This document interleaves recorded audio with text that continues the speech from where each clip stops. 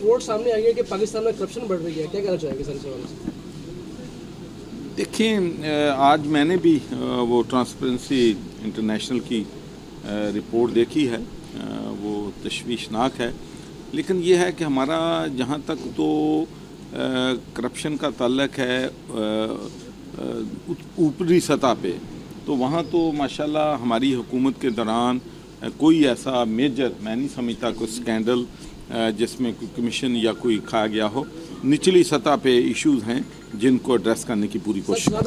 मैं समझता हूँ कि सहाफ़त जो है, जर्नलिज़म जो है, ये मोस्ट इम्पॉर्टेंट इंस्टीट्यूशन है मुल्क में, और उनकी राय जो होती है, उनकी जो ह्यूमन राइट्स हैं, उनकी जो हफाजत है, उनकी जो प्रोटेक्शन है, हमारी हुकूमत की ज़िम्मेदारी है।